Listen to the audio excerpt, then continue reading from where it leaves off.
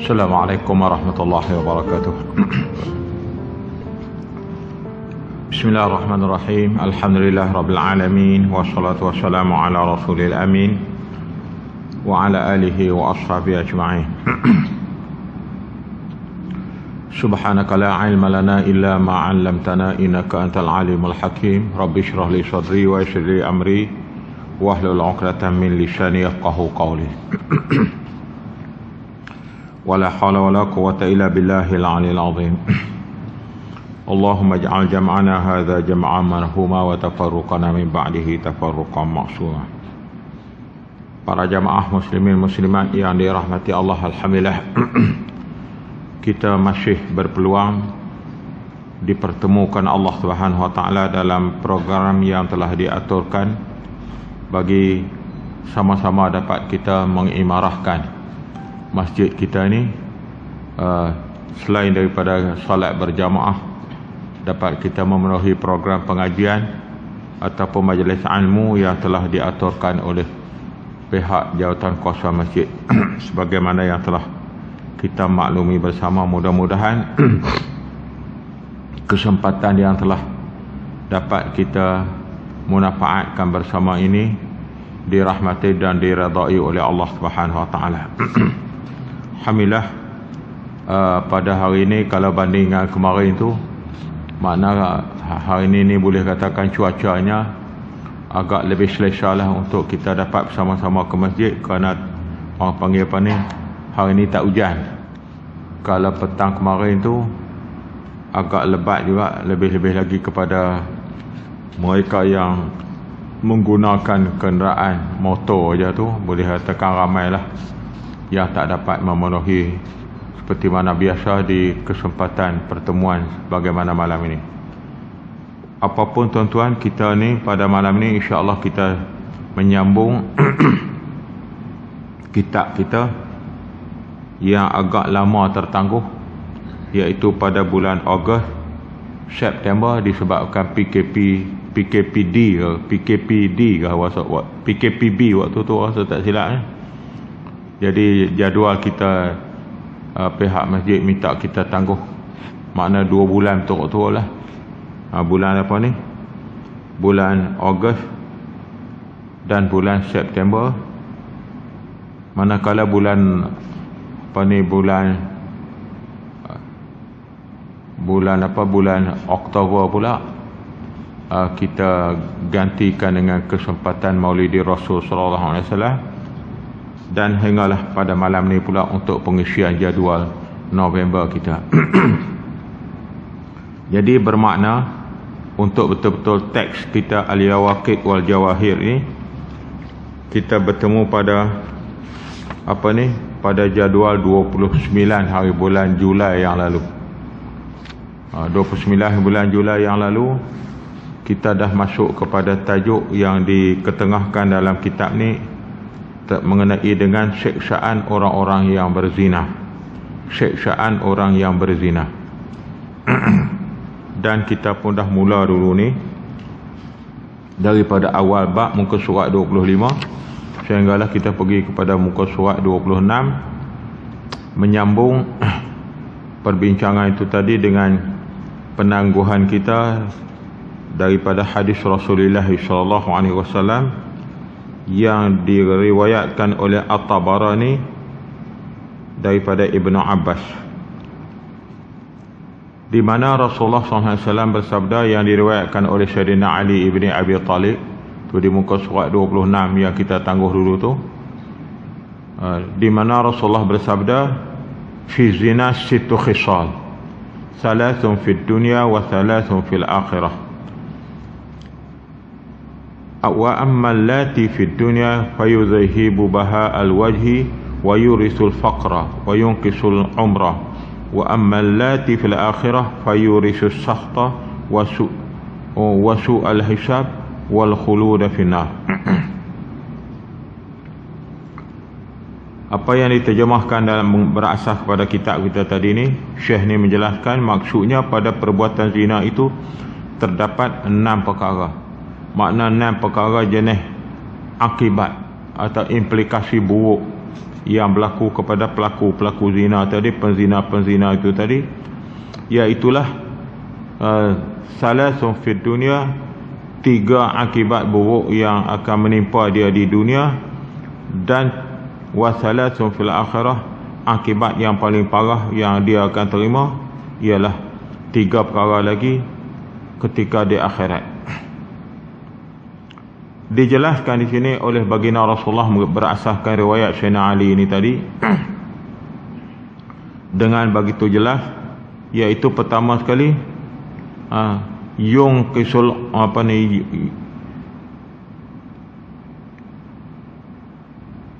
fayudhibu baha al-wajhi wa yurisul faqra wa yunqisul umrah. 3 benda akibat dia yang kadang-kadang orang tak berapa peka sangat, tak perasan sangat, iaitulah yang pertamanya ialah disebut di sini oleh sabda baginda Rasulullah. Yang pertama sekali ialah yudhibu baha al-wajh, iaitu diterjemahkan sebagai menghilangkan seri muka. Makna muka dia tak ada seri. Kalau bahasa bercakap kampung biasanya nampak berkedodoh. Orang segak tapi nampak kedodoh. Tak tahulah kedodoh ni bahasa kok mana tak tahulah, tapi saya perasan lah, sesuai tak sesuai kok tanduk ni tak tahulah. Nampak berkedodoh, makna tak ada ceria lah, tak ada aura dia. Tu. Kalau ayak ni, ayak berkedodoh ni dia penuh dengan seredak dengan apa dalam. Nampak ayak ni, tapi dengan seredak, nak kata jernih sangat, nak kata jernih tak jernih, nak kata keruh sangat pun tak keruh. Nampak tu. Hal lepas tu kalau tak apa jelas agak kena buka komuh lah. Hak ni kena tanya orang Kuala Nerang, kena tanya orang Sik, kena tanya orang Baling. 3 ni boleh abang apa itu makna kedodoh. Saya boleh tafsir takat tu. Tak apa jernih. Muka dia nampak tak apa jernih, nampak keruh, nampak apa. Hak jenis muka-muka sini, muka-muka jenis ni lah. Kalau di dunia ni pun muka yang menjadi sasaran utama, yang suspek. Kalau pihak polis buat roadblock nak cari penjenayah pun, muka jenis ni polis boleh syak dulu lah. Kok mana pun kalau hak lain tu periksa sikit-sikit, hak muka berkedodoh ni kena lama sikit. Suruh berhenti tepi, buka bonet lah, buka kono-kono. Pasal apa polis ni? Pasal dari segi psikologinya, tengok muka ni nampak berkedodoh tu. Kalau kita boleh bayang hak tu, kalau di dunia pun kita boleh nampak, di akhirat Allah Subhanahu Wa Taala yang Maha mengetahui lah, nampak. Pasal duk ramai-ramai tu orang yang melakukan zina, muka dia tak ada seri. Tu mula-mula sekali. Sebut macam ni di dunia ni tuan-tuan, orang tak nampak sangatlah implikasi buruknya tu tadi. Sebab tak ada seri muka, orang kata boleh jawab lah ni, kita boleh make up. Boleh hak ni dia boleh jawab secara spontan itulah. Tapi seri muka dalam maksud baha al-wajhi itu bahasa yang boleh diterjemahkan dalam bahasa kita baha al-wajh, maknanya hilang seri muka. Tapi hakikat sebenarnya muka-muka yang macam ni Allah Subhanahu Wa Taala yang Maha mengetahui, ataupun yang tersirat di sebalik sabda Nabi ini, kita dapat faham bahawa jauh daripada itu ialah maknanya Allah Subhanahu tak boleh nak sorok, tak boleh nak sembunyi, tak boleh nak tutup. Orang kata apa? Dengan keadaan apabila dia sendiri itu, apabila dia merupakan orang yang pelaku zina, menghilangkan seri muka. Dan yang kedua, yang parah kadang-kadang orang tak perasan, iaitu wayurisul faqra, memberi efek. Apa efek yang keduanya ialah membawa kepada kepapaan. Tu. Hang kata mana pun, kalau hang tu orang yang berduit, orang kaya, tapi kalau duk melazimkan diri dengan zina, tak lama tu dia kodok turun, kodok merosak ekonomi dia sendiri, rumah tangga ni sendiri. Kalau negara tu sendiri pun, kalau banyak sangat institusi yang membawa kepada perzinaan, negara tu boleh sendiri pupus dari segi ekonomi, dia bawa kepada kepapaan. Ni tuan-tuan. Sebab tu kalau pihak-pihak yang bertanggungjawab, pihak yang berwajib, alpa, orang kata apa, leka terhadap kerja-kerja kegiatan-kegiatan kongsi gelap yang bawa kepada pelacuran, bawa kepada bana dalam negara ni tadi, dari segi tempat, dari segi pelaksana sebagainya kita leka. Implikasi efek kepada lebih luas ialah kepada kesan dari segi pertumbuhan ekonomi dalam negara itu sendiri. Jadi macam-macam lah. Jadi sebab itu di benda ni benda luas. Apabila membawa kepada kepapaan bagi diri orang tu sendiri, bawa kepada kepapaan. Tapi kalau dah ramai terlibat dengan itu, dia merudum tu peringkat masyarakat dan negara sendiri lah. Ini dah tuan-tuan. Hak ni kalau berasaskan kepada apa yang ditekankan oleh baginda Rasulullah SAW yang kita baca, yang diriwayatkan oleh Sayyidina Ali ni, dan pada jadual yang lepas pun kita pergi dah sepintas lalu. Benar. Dan yang ketiga, kesan di dunia ni ialah yungkisul umrah. Yungkisul umrah ni kurang umur ni bukan makna pendek umur. Yungkisul umrah di sini ni ialah keberkatan umur dia, keberkatan usia dia, atau dalam bahasa lainnya ialah keberkatan hidup dia tu. Kadang umur tu panjang sampai mungkin 100 tahun, sampai mungkin berapa tahun, tapi nampak umur panjang, tapi keberkatan dalam pengisian umur dia tu sendiri hilang. Ada orang yang muda menikmati muda, kalau dari segi zahirnya sendiri umur berapa ya 70, umur berapa ya 80, tapi dia ni sampai 100 lebih misalnya. Nak ukur hak yang 70 dengan 100 ni, mungkin hak 100 lah kita katakan orang tu apa yang panjang umur. Tapi yang dibahaskan oleh Rasulullah ni bukan dari segi jumlah tu tadi, ialah dari segi barakah. Hidup umur tukar langit pun tapi tak berkat apa. Tu dalam bahasa cakap mudah kampung kita lah. Kita cakap kampung, hidup tak berkat. Orang tua-tua dulu pada abang lah, duk pulung buat kerja jahat ni, hidup tak berkat dia jadi dulu tu. Hidup tak berkat, hidup tak menghasilkan faedah kepada diri dia, lebih-lebih lagi lah kepada keluarga dan masyarakat. Orang kata kalau kita tanam pokok kan, tak tahulah kalau pokok nyok tanam pokok duk naik panjang tu, tinggi pokoknya, buah dah. Hak lain pokok rendah buah juga lebat, dia ni naik dia. Kalau pokok getah pula, kalau jenis lagu tu, orang kata apa? Susu tak ada. Naik tu naik kau duk panjang tinggi, kau pokok getah ni tinggi, kau ni pokok ni, tapi susu tak ada. Hak yang pokok rendah-rendah tu tadi mungkin susu lebih. Itulah kalau kita boleh gambarkan sepintas lalu mengikut kemampuan kita ni dalam menterjemahkan yang disebut sebagai orang disebut yang disabda Nabi yungkisul umrah, makna berkat, keberkatan al-barakah ni tadi, umur tak ada. Yang masalah kita ni tuan-tuan, sebab keberkatan ni tak boleh dibina, tak boleh dibuat, tak boleh dicipta oleh tangan-tangan manusia. Kalau kita nak katakan seperti mana orang kata apa, sesuatu perkara yang ni orang boleh bagi, orang boleh tolong, orang boleh buat, tapi berkat tak? Al-barakah minallah. Keberkatan tu hanya daripada Allah Subhanahu Wa Taala. Yang boleh memberikan kebarakah tak berkah tu ialah daripada Allah Subhanahu Wa Taala. Dan benar-benar yang daripada Allah Subhanahu Wa Taala ni di luar daripada kemampuan panca indera manusia untuk melihat barakah tu, hilang barakah tu, dia lagu tu. Orang kata, tapi semua jadi berjurih, jadi baik belaka pasal apa? Kerana keberkatan daripada Allah. Ni semua baik. Hak ni dari segi hak ni, kawan ni dari ni, hak ni hak hafal Quran berapa orang, hak dia tak ada, ayah dia tak ada nak duk hafal Quran, nak hantar ngaji didik pun tak cukup duit. Tapi Allah beri ketajaman pemikiran hati tu disebabkan al-barakah, keberkatan.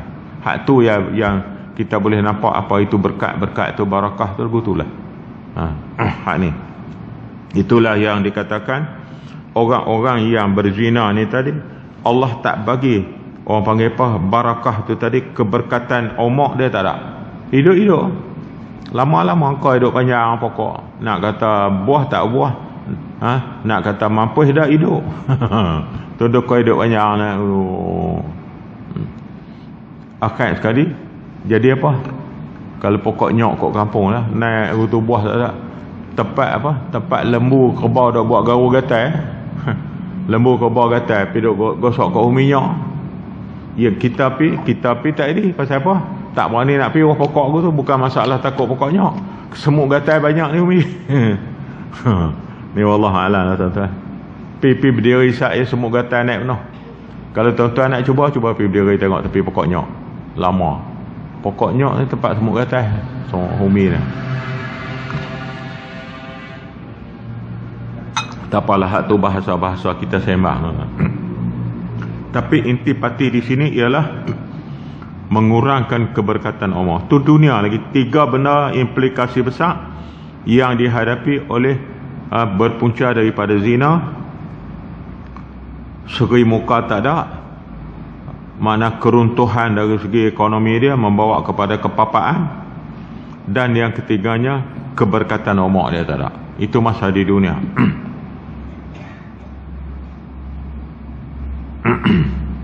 Wa amma allati fil akhirah ni fayurisu sakhta wa su'al hisab wal khuluda minan nar wal khuluda fin nar.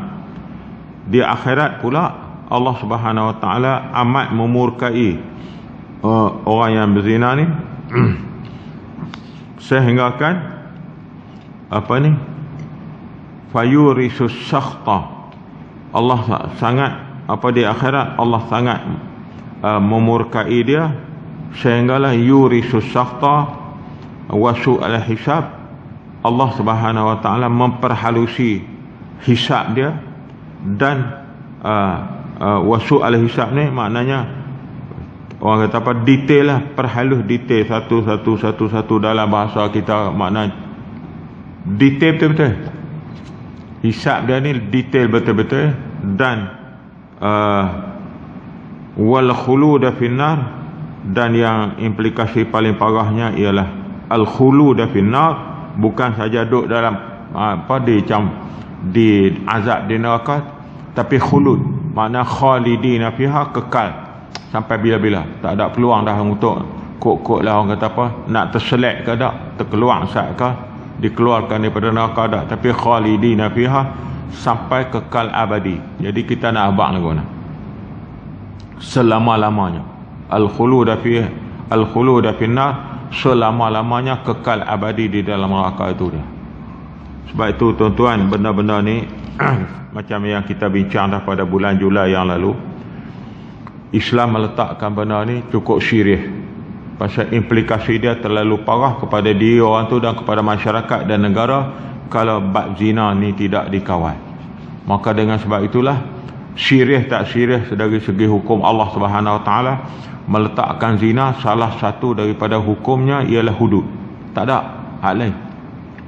Mesti zina dari segi hukum Allah Subhanahu wa taala termasuk dalam salah satu daripada 6 jenis yang terlibat dengan hudud. Mana kok ni tak boleh. Hak ni termasuk. Sama naik dengan perompak, penyamun, pencuri adalah kena ke atas mereka itu hudud. Bunuh balas kena kisah, manakala zina dia kena hudud. Ada peringkat yang Allah terangkan dalam Al-Quran yang kena rejam sampai mati. Ada yang paling tidak pun kena apa tu? Kena sebat. Itu penzina. Pernah kalau tuan-tuan terbaca, saya pernah terbaca dalam majalah Al-Wa'yul Islami yang dikeluarkan oleh Al-Azhar Masjid ni pada beberapa ketika dulu. Rupanya dari segi perubatan ni, pakar perubatan moden ni pun buat kajian kenapa kena sebat. Pasal apa orang berzina ni kena sebat? 80 rotan ke 100 rotan ke apalah, kena sebat. Pasal apa kena sebat? Pasal rupanya sebat ni tadi akan penzina akan menghidupkan lagi dia punya apa tu, daya daya tahan diri tu tadi, apa dia panggil tu, istilah apa saya apa tak apa no. Sebab kita ni setiap orang ni ada kekuatan daya tahan penyakit kuman tu tadi. Kalau hak orang tu lemah, hak tu yang mudah kena penyakit. Kalau dia tu kuat, dia orang panggil apa, hak tu tuan-tuan faham lah. Tapi nak jelaskan, apabila kena sebat tu menghidupkan balik kekuatan daya tahan diri tu tadi.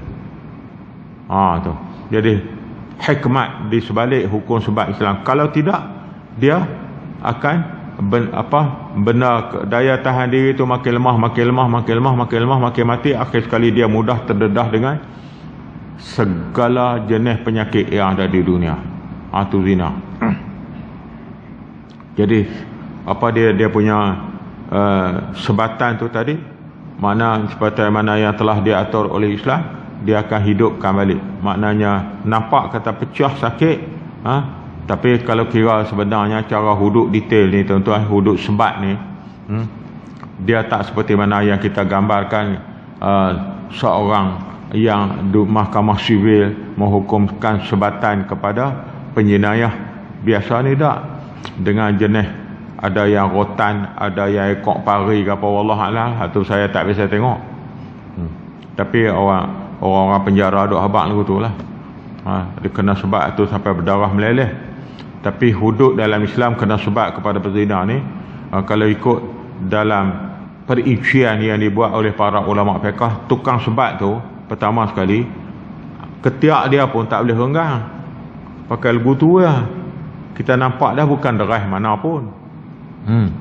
Hukum Islam ni maha adil yang diberi oleh Allah. Tak deras mana pun angkat, tak boleh angkat. Bukan boleh puluh sampai tara tu. Puluh. Kalau angkat tara ni bukan kata tak, bukan takat orang yang meleleh darah, gajah pun mampu tu. Gajah pun mampu kalau puluh tara tu. Islam pasal apa? Islam melakukan itu tadi, syariatnya ialah untuk melaksanakan tugas ni tadi, bukan dalam maksud untuk menghukum, tapi dalam maksud lebih kepada untuk untuk menghidupkan. Hidup apa? Hidup hati dia, fikiran dia, nurani dia, kesedaran dia tu balik. Dan dia buat pula sebab ni di tengah orang ramai. Tengah orang ramai. Kalau kita kata di masjid Tandak ni, bahasa saya lah, kita kena buat di tempat parking tu. Minta kerjasama polis rock block, tahan habis kata apa turun mai pakat tengok. Itu penat stay pula situ. Sebab tu. Dan hak nak sebab ni pula, kalau rotan pun, rotan yang bukan rotan muda. Ni kalau tuan-tuan tengok detail lah, saya pun rasanya kalau nak panjang hak ni dia tak pergi ke mana pula malam ni. Rotan muda tak boleh. Rotan muda, Allah akbar, kena tu. Tengah dua angkat tu sakit dah. Rotan muda tak boleh, rotan muda. Dan yang kedua, rotan yang terlalu tua tak boleh, sebab rotan tua ni dia Allah. Tuan-tuan pun faham lah. Nak tunggu dia patah dah, kalau bedai tak patah lah. Rotan tua. Hak muda, rotan muda terlalu liat, rotan tua ni terlalu keras. Tu. Sebab hak tu tak boleh guna untuk sebab. Dengan sebab itu, dengan keadaan yang angkat ni tadi, maka sampai kepada peringkat yang tidak terlalu tua dan tidak terlalu muda. Kalau rotan tadi yang menengahi, kalau ikut dari segi perincian hukum fiqh, setakat yang saya ingat betulah, dia menengahi.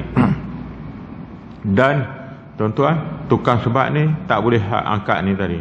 Sebab kalau 100 nak angkat tu, sampai kepada ada ulama Asy-Syafi'iyah ni tadi meletakkan bahawa boleh kita sebat dengan ranting kayu lah.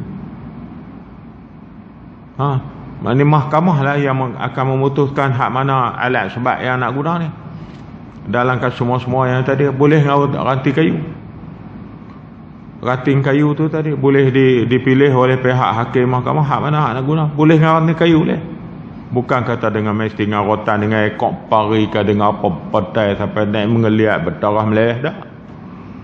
Tapi lebih memberi pada pengajaran, sebab tu dia kena buat tengah orang ramai. Kalau penterah di masjid Tandak ni tuan-tuan, tengah tu 100 rotan, orang pakai mai tengok meneru.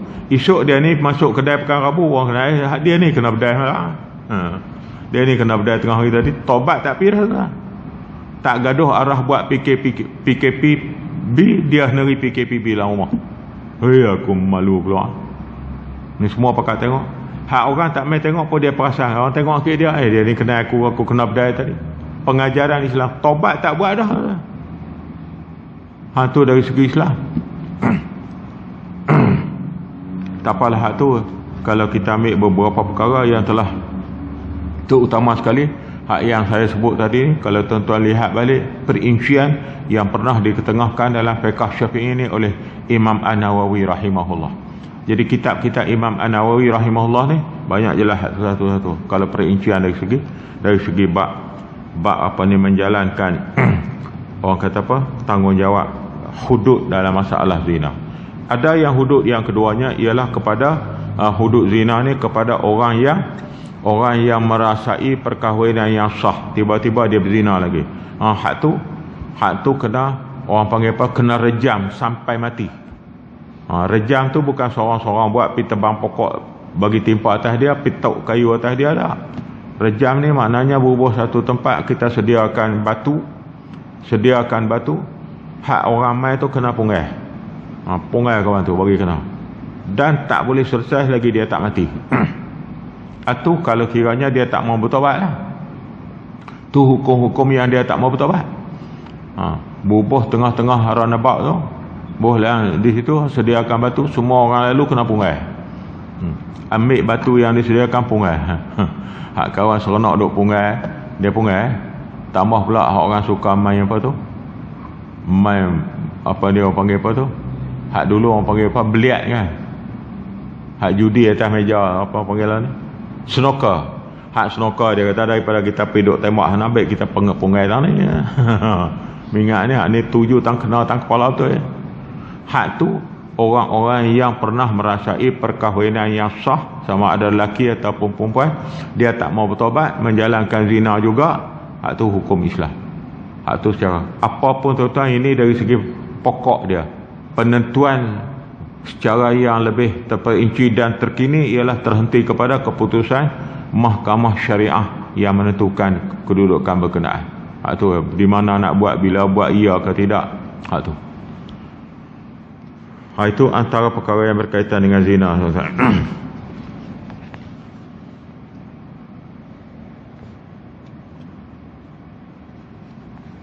Kalau saya dan kesempatan tuan-tuan pasal masa kita ni jadi beramat sungguh-sungguh. Pasal apa dari segi bab aspek zina ni, seperti mana yang kita dah baca sikit sebanyak ni, dan kita akan pergi beberapa lagi sabda Nabi SAW yang diketengahkan oleh syekh kita dalam ayat Al-Yawaqid wal Jawahid yang kita baca. Cuma ada poin yang penting bagi kita bersama malam ni, ialah apa yang saya terasa untuk kita kongsi bersama. Kenapa benda sampai terani syirih dalam Islam? Pasal dalam Al-Quran telah menjelaskan al-marad fil Quran ala salasati aqsam. Penyakit ni berpunca penyakit yang besar sekali yang telah didedahkan oleh Al-Quran, ada tiga perkara, tiga bahagian, tiga jenis.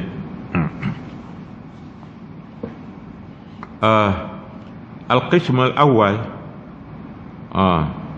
yang pertama jenis penyakit yang didedahkan oleh Al-Quran yang besar sekali ni, dia panggil maradul jism. Hak tu semua kita tahu lah, sakit tubuh badan. Hak tu yang kita tahu, sakit kepala, sakit perut, sakit lutut, sakit kaki, sakit perut, sakit hak tu maradul jism. Pergi jumpa doktor pakar cek dalam luar, hanya dari sudut tubuh lah. Dari sudut tubuh badan, hak yang penyakit dua lagi doktor tak boleh buat. Pergi doktor mana pun tak tahu. Pergi doktor pakar mana pun, setinggi mana kepakaran kita dalam perubatan pun, kita hanya mampu belajar untuk mengenali maradul jism, sakit tubuh. Hak ni banyaklah kalau kita nak panjangkan, ialah dalam Al-Quranul Karim Suratun Nur ayat yang ke-61, dan juga misalnya Suratun Nisa ayat yang ke-43. Ringkasnya tuan-tuan, induk penyakit ni ataupun pokok penyakit yang besar yang didedahkan oleh Al-Quran, tiga tadinya. Al-qismus tsani, hak yang keduanya, hak ni yang payah orang kita tak boleh berubat. Wal qismus tsani, dia panggil bahagian yang keduanya ialah maradus syahwah, sakit syahwat ni, sakit keinginan sakit kemahuan, sakit ni. Orang kata pantang tengok dari lincin balik tidur tak boleh nak. Kalau guna Allah melintas tu, dia selisih pasal perkara Abu tadi tu. Tengok Allah balik tidur tak boleh nak. Tengok tu dia ni dengan apa ni, wallah alam tahu kata dengan apa kening lebat lah, hidung mancung lah kok ni balik ngigau. Tu tak tahu, saya pun tak wani kata apa. Tuan-tuan senyum pun tak nampak, saya senyum nampak. Dia lagu tu. Orang tua dulu kata dia ni lok-lak saya, dia ni budak ni lok-lak ke pasal apa? Pantang tengok dari lincin. Ikut selalu. Tu. Dia maradu syahwah. Siapa boleh jaga? Siapa boleh cek? Ni tak kira ni. Hak ni lembu khabar apa dia seronok ni. Lembu khabar seronok. Tu. Dia tengok anak lembu duk seronok isap susu mak dia tu, dia sendiri pun pecah liang. Acik boleh pun dia nak pergi tumpang ramai lagu tu tak? Ni mula koi duk jadi. Tu maradu syahwah. Al-Quran sebut hak ni teruk. Dengan sebab itu, fal insan alladhi qalbuhu marid bi syahwah iza sami'a sautu imra'atan taharraka qalbah. Ni. Apa manusia tu apabila hati dia tu maridum bi syahwah, hati dia sakit dengan sebab syahwat itu tadi, maka iza sami'atu samra'atan taharraka qalbah, apa dia bila dia dengar suara orang perempuan dia, maka taharrak qalbah, bergegak hati dia. Dia tak boleh duduk. Makna akan mengusikkan hati dia. Wa ba'duhum fi syahwatin walau kana 'indahu arba'u zawjat. Dan di antara mereka itu juga adalah membawa kepada tarikan syahwat dia. Kalau ikut syekh ni, walau kana 'indahu arba'u syahawatin, sekalipun dia ada 4 orang isteri dah tu, dengar suara ni tak boleh pergi. Duk ni mula duk intai hak isteri 4 ni, hak mana yang agak tak berapa elok dah. Pada dia kira nak cerai pasal nak ganti satu ni. Konon-konon sunnah Nabi. Ni tuan-tuan. Ni tak ada kena mengena yang masih hidup dan yang telah mati. Tuan-tuan saja sebut contoh saja. Kok lah ada orang terasa ustaz ni dia pulung kata kat aku ke dah. Tak ada kata siapa-siapa. Sebab saya terjemah takat yang termampu yang dibawa oleh Dr. Syekh Aid ni. Aid Abdullah Al-Qarni, dari salah seorang tokoh ulama ni. Kitab dia saya bawa malam ni. Dia kata wa ba'dhum fi syahwatin walau kana 'indahu arba'u zawjat. Hak isteri rumah tu ada 4 orang dah, tapi tak boleh tengok, tak boleh dengar ke suara anu tadi. Sebab itu tuan-tuan, kita jangan terkejut. Ada ulama yang memfatwakan bahawa suara orang perempuan tu aurat. Sebab itu kalau tuan-tuan saya boleh ambil contohlah, masalah Allah yarham Tuan Guru Datuk Ni Aziz sebagai Menteri Besar Kelantan, dia tak hantar wakil Qari'ah Kelantan untuk pertandingan musabaqah tilawah Al-Quran peringkat antarabangsa, walaupun macam-macam orang kata, sebab dia berpegang kepada suara aurat, suara perempuan tu aurat je. Itulah salah satu hikmah tasyri', hikmah syarak kenapa orang perempuan tak jadi imam. Salah satunya pasal orang perempuan dia jadi imam, terutama sekali semayang nyaring pula. Allah Akbar, lama kata kebepak mana, Fatihah apa ke mana, dia duk galik tu. Orang rokok dah dia pun tak galik. Rokok dah? Tak galik dah. Suara tu. Sebab itu salah satu hikmat tasyri'. Jadi kita cerita ni, kalau ada ulama-ulama kita, tok-tok guru kita yang warak ini, yang mursyid ni, dia tak bagi seorang perempuan ni, mana dia tak bagi pasal termasuk dalam aurat lah. Kenapa? Seorang perempuan ni dengar kepada ahli-ahli syahwat ni tadi, hak yang tak boleh tahan ni tadi, dia bagi dia adalah benda-benda tu merupakan apalah, boleh taharraka qalbah. Boleh menggugatkan hati dia, kecenderungan dia boleh tergugat.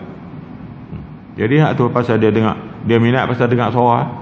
Sebab tu ramai juga orang tuan-tuan yang ni sebab punca sabab musabak nak jadi jodoh lah tuan-tuan. Setengah tu tak biasa kenal pun, tak biasa berjumpa, tak biasa tengok, tak biasa apa, tapi dengar suara dalam telefon. Allah, Assalamualaikum, bunyi suara lembut. Lama-lama esok telefon pula, lusa telefon pula, baru pergi minah. Minang tu dia kulit gelap. Oh, dia takut mana ni, hak cerah banyak lagi ni, hak pimik hak gelap ni, hak hidung pun Allah apa penyek ni. Rupanya dia tertawan seorang dalam telefon. Allah Maha Kaya pula tuan-tuan. Ni sembang saya lah. Kalau tuan-tuan boleh pakat perhati, kelazimannya orang perempuan ni, seorang sedap ni, dia rupa tak elok lah, tak huduh mana. Tengah tu tengok rupa cukup segak, tengok kok ni kok ni apa, pi sembang sekali pakai lari, seorang garuk macam seorang lagi lari tuang lalu. Satu setengah pada setengah. Tak apalah, hak ni sembang benda ni bukan kita nak perodoh muslimat apa sebagaimana, tapi nak melihat lebih jauh kenapa Islam rahsia-rahsia Islam memberi penekanan bahawa salah satu daripada sakit yang paling besar pada manusia yang didedahkan oleh Al-Quran ialah sakit syahwat. Sakit syahwat ni habis riang tu. Dia sanggup tukar agama. Orang sanggup jadi murtad pasal dia duk minat kepada seorang perempuan yang non-Muslim tu tadi. Ada, pasal syahwat dia tak kawal.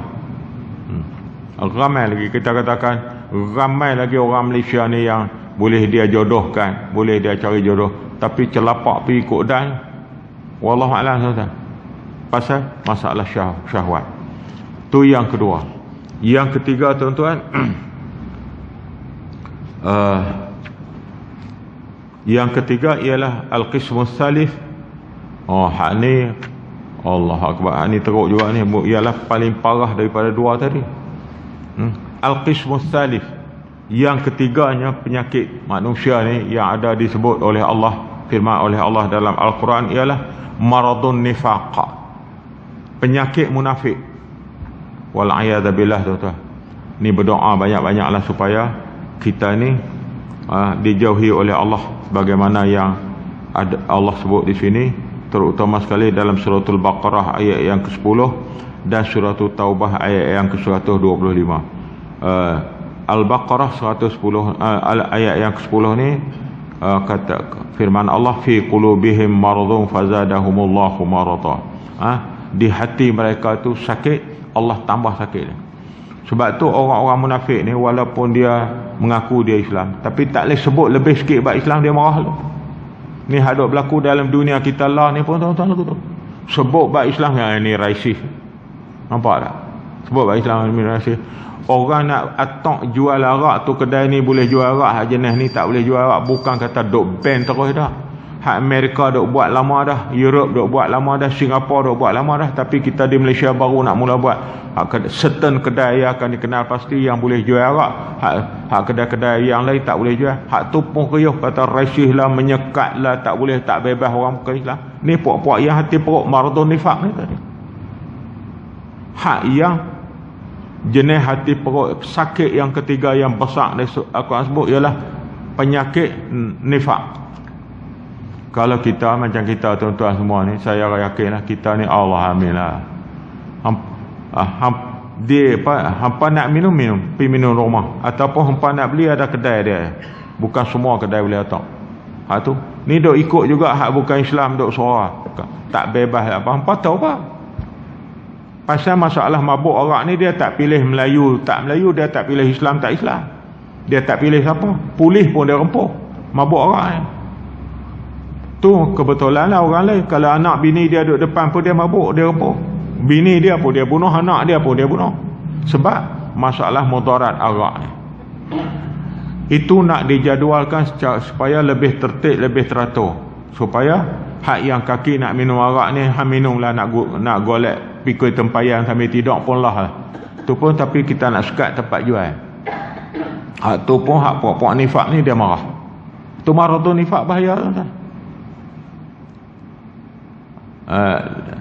Depa kata pasal apa yang kita nak buat peraturan, bagilah biar. Kalau ikut logik saya tuan-tuan, daripada Ustaz ni nak pergi Johor Bahru, kan kita ada highway straight je. Kereta tuan-tuan minyak pun tuan-tuan pun kereta kita beli. 80,000, 100,000 kereta. Kereta saya, minyak saya, duit saya. Ikut saya nak speed tahu apa? Pederai pun nak pederai 200 ke? Pederai pun nak naik. Ada meter 280, pederai pun 280. Tapi pasal apa kita dikawal oleh peraturan lalu lintas? Ada pihak JPJ, ada pihak yang bertanggungjawab dengan lalu lintas tu. Pasal apa kita kena patuh? Kerana nak menguruskan supaya kita selamat. Kalau ikut nafsu kita, aku ni pakai kereta besar, harga 300 takkan, harga 300,000 lebih 600,000 takkan nak lari 120. Leceh lah. Tu pun belum jadi ada kereta terbang itu. Kalau kereta terbang ada lagi jenis tuan-tuan. Nak kawal ke mana? Kalau kereta terbang ada pun tuan-tuan, JPJ pun kena jaga bak terbang juga. Polis pun, traffic light pun kena apa? Roadblock terbang juga. Mampus tuan-tuan. Tu tuan-tuan. Sebab tu Allah tak izin kereta terbang. Ni saja melawak nak sudah ni. Tapi memang pun, kalau kita ambil logik, ikut aku nak minum. Ikut aku nak jual aku nak ambil untung. Modal aku, kan nak minta kat apa? Oh, bahasa cukup dahsyat. Pasal apa? Bahasa hasil daripada sakitnya an-nifaq pada manusia tu tadi. Lebih-lebih lagi kalau benda ni timbul daripada orang-orang yang tidak beriman kepada Allah, tu tak pelik lah, pasal hidup dia untuk menderhakai kepada Allah.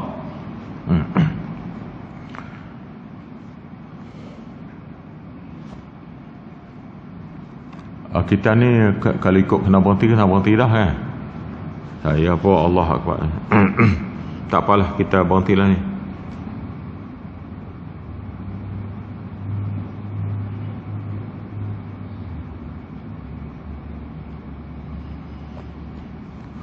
Jadi tuan-tuan, benda-benda yang saya maksudkan 1, 2, 3 penyakit besar tadi ni boleh jadilah boleh jadi pada hemat saya lah yang terpaksa orang kata kita rojok sikit tu tadi, ialah kerana nak padan dengan tajuk kita baca ni tadi, ialah bab pengaruh kepada zina tu.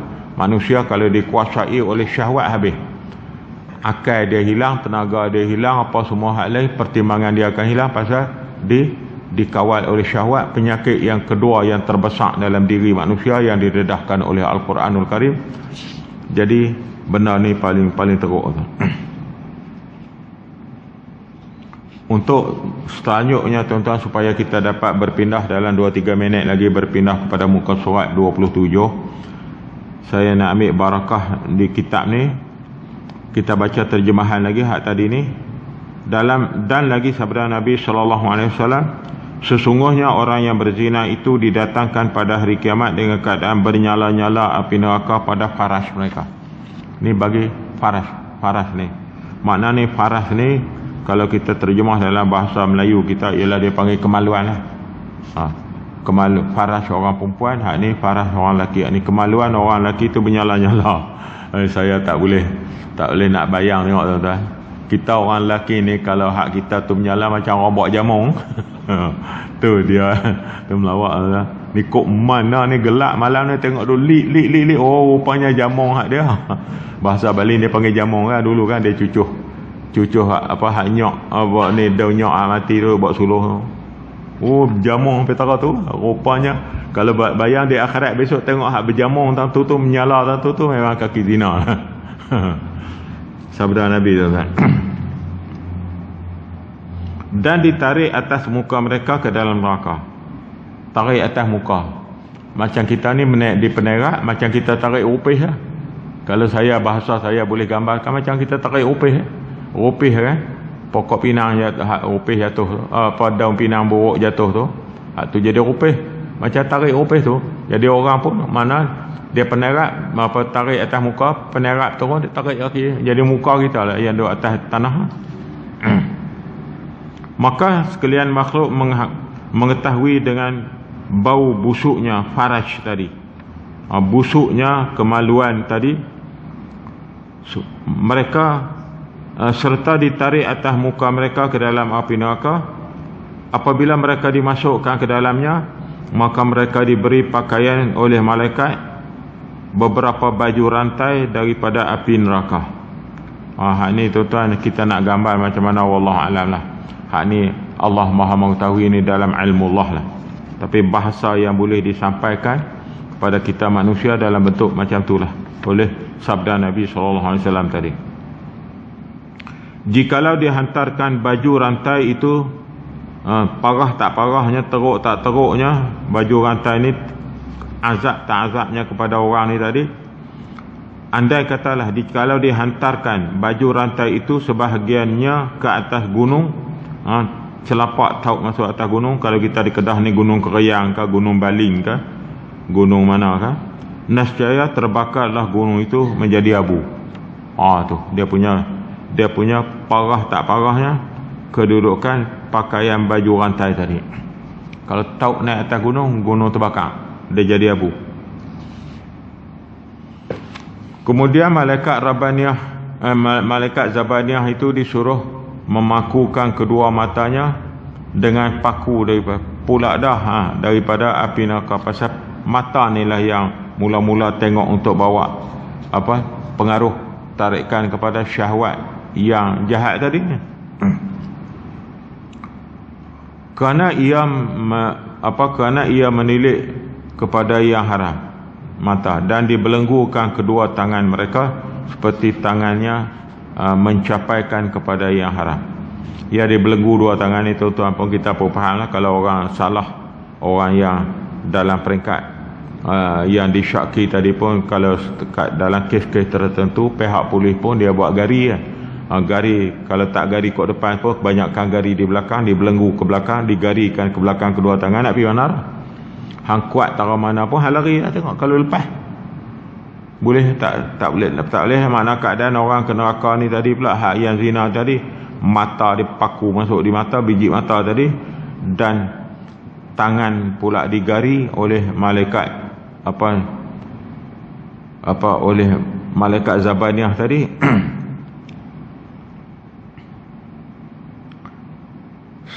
Dibelenggu kedua tangan mereka seperti tangannya mencapaikan kepada yang haram. Sebab tangan inilah yang nak buat kerja benar yang haram. Dan dirantaikan kedua kakinya pula dah, kaki pun dua-dua diikat seperti ia berjalan kepada yang haram. Maka semua itu diperbuatkan oleh para malaikat. Ialah kalau tuan-tuan tengok pesalah-pesalah yang agak kritikal ni, pihak setengah pada setengah pihak rantai kaki pun nak pergi ke mana lah. Dah kaki pun rantai, tangan belenggu. Tu.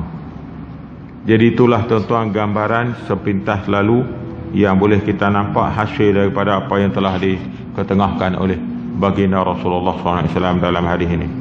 Dan selanjutnya tuan-tuan, ada 1, 2, 3 hadis hak tuan-tuan pakai kitab tu di muka surat 27 tu. Beberapa hadis lagi yang telah diterjemahkan sampai habis bab ni 28. Hak tu saya yakin tuan-tuan perempuan muslimin muslimat, para jamaah yang ada ni, hak tu saya rasa boleh tengok, boleh tatap sendirilah. Saya tak baca dah malam ni, boleh kita baca sendiri dan kita boleh faham, kerana terjemahan dia cukup mudah. Saya buat begitu tu kerana mengambil kesempatan, sebab pertemuan kita sebulan sekali. Kalau kita detail betul-betul untuk macam kita duk mengaji di pondok atau mengaji di apa tu, sebulan sekali nak pitang mana tu. Jadi akan panjang lagi lah. Hak agak boleh kita lompat tu, kita lompat lah. Daripada pun duk lompat banyak. Hak tu lompat lain lah. Tambah musim hujan lagi banyak lompat ni. Musim hujan lagi lompat banyak lah. Lompat parit lah, lompat apa, kerja dia. Dan yang pelik tu, lompat ni pun bukan katak lah ni, tupai pun lompat ya. Hak jadi tupai pun ada, dia lompat ke atas. Hak jadi katak lompat ke bawah. Dua-dua. Kita dua-dua tu jangan kita masuk. Hak lompat ke atas pun jangan jadi geng kita. Hak lompat ke bawah pun jangan jadi geng kita. Ni okey lah kok, tuan-tuan tak faham betul tu. Jadi muka surat 29 ni kita sambung pada jadual yang akan datang insya-Allah. Iaitu adik-beradik hak tadi juga, makna akan didedahkan di sini ialah seksaan orang yang melewat pula. Ni seksaan orang yang melewat. Ni seksa Allah. Nak compare kok-kok lah, kita boleh compare tengok dengan seksaan yang ada di dunia ni setakat pihak mahkamah sivil atau mahkamah berkenaan hanya boleh penjarakan sekian tahun ataupun sebagainya. Tapi nak tengok apakah seksaan orang yang lewat ni, orang yang melewat ni pada sisi Allah Subhanahu Wa Taala.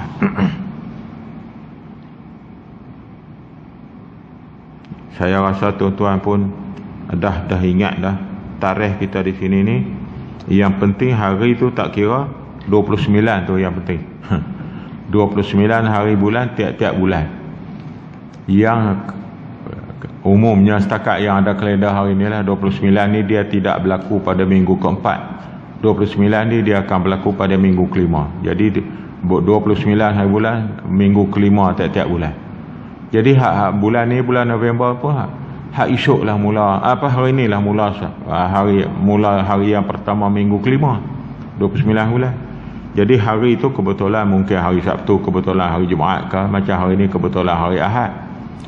Tu untuk memudahkan tuan-tuan lah, supaya kita dapat keberkatan bermutalaah bersama. Saya ni yang duk seronok ni bukan pasal apa, pasal kita boleh duk mutalaah kita secara ramai. Itu yang penting. Kita nak keberkatan Allah Subhanahu Wa Taala untuk semua. Wallahu a'lam lah. Wabillahi taufiq wal hidayah. Wassalamualaikum warahmatullahi wabarakatuh. Bismillahirrahmanirrahim. Alhamdulillah rabbil alamin, wassalatu wassalamu ala rasulil amin wa ala alihi washabihi ajma'in. Allahumma inna na'udzubika min 'ilmin la yanfa' wa min qalbin la yakhsha' wa min nafsin la tashba' wa min ta'amin la yurzaq. Rabbana innana sami'na munadiyan yunadi lil imani an aminu bi rabbikum fa amanna. Rabbana faghfir lana dhunubana wa kaffir 'anna sayyi'atina wa tawaffana ma'al abrar. Rabbana atina fid dunya hasanah wa fil akhirati hasanah wa qina 'adzaban nar. Allahumma ja'al jam'ana hadza jam'an marhuma wa tafarruqana min ba'dihi tafarruqan ma'suna. Rabbana wa sallallahu ala sayyidina Muhammadin wa ala alihi wa sahbihi ajma'in. Walhamdulillah.